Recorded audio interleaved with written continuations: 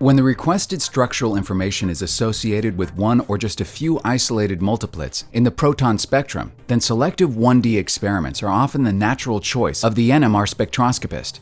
They are significantly faster to acquire and, unlike their two-dimensional equivalents, the obtainable fine structure is never compromised by limited digital resolution. The position and the optimum bandwidth of the selected pulses, however, need to be individually matched for each target signal in the proton spectrum of every sample. Therefore, these powerful experiments can only belong to the routine repertoire of an NMR lab if their setup is quick, straightforward, does not require extra calibration steps, and can be run by operators with little NMR or instrumental background. Agilent's VNMRJ3 software is fully compliant with all these criteria. For demonstration purposes, we have chosen amikacin disulfate, a natural antibiotic, dissolved in deuterium oxide at a concentration level of 10 millimolar. We use a 500 MHz DD2 console and a 1 NMR probe. The structure of amikacin consists of 3 sugar units and an aliphatic side chain, corresponding to 4 isolated spin systems in the molecule. Due to the very similar structure of the carbohydrate rings, the central region of the proton spectrum shows extensive signal overlap that makes full proton assignment impossible even for experienced spectroscopists.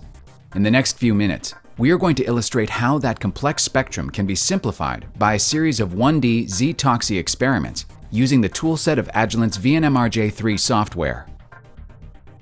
A proton spectrum with solvent presaturation has been collected and serves as a starting point in our setup procedure.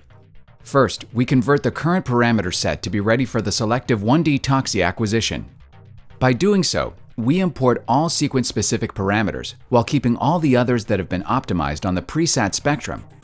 The spectral window, for example, or the presaturation conditions, just to mention a few. In this particular implementation, selective excitation is achieved by a double-pulsed field gradient spin echo block incorporating 2 selective refocusing pulses on the target proton signal. It is followed by a dipsy mixing sequence that transfers magnetization from the target proton to its scalar coupling partners. Mixing is flanked by 2 zero quantum suppression elements that filter out signals of a competitive process that frequently causes multiplet distortions. In every selective experiment, the key step is to define the site and the bandwidth of the selective RF pulse. Both can be achieved by positioning 2 cursors around the multiplet we intend to monitor. The frequency difference between the 2 cursors defines the requested selectivity. Let us start with one of the anomeric signals at 5.5 parts per million. We position the cursors and click on the Select button. In the top left corner of the graphics canvas, we can monitor what has been selected so far. We may then select the other anomeric proton, then the multiplet at 4.2 ppm, and the last quartet signal at 1.6 ppm. If we had more targets, we could continue until all requested signals are selected. Please note that not only have we defined 4 different positions, but each of them has a different bandwidth. This provides the user enormous flexibility when confronted with different multiplet widths or signals in crowded spectral regions. Last, we define 8 scans for each FID. We want to be quick, and select either a single mixing time or a mixing time array. A 150 millisecond long mixing period may allow the magnetization to be relayed over the entire spin systems. Using the current parameters, the total experiment time is about 1.5 minutes. When we click the Acquire button, all requested shapefiles are created by Pandora's Box, Agilent's powerful pulse shaping engine. The relevant parameters are updated, and the 4 datasets are arrayed before data acquisition begins. This complex procedure, which relies on perfect linearity of the RF hardware, is fully automatic and requires no operator interaction or extra calibration sets. While acquisition is running, the completed data files can be transformed at any time. We have now the sugar ring that has its anomeric proton at 5.5 ppm. The spectrum is clean, there is no crosstalk from other spin systems, the multiplets are undistorted, and high-resolution conditions are fully retained. Coupling constants are easy to extract and can be used to determine the relative configurations of the asymmetric carbon atoms in the sugar ring. A renewed Fourier transform makes the second sugar subspectrum accessible. In the remaining acquisition time, we can prepare for an overlaid display between the original proton spectrum and the set of 1D toxy spectra. We select an additional viewport with the presat spectrum there. When all the data are collected, we make the final transform and overlay the spectra.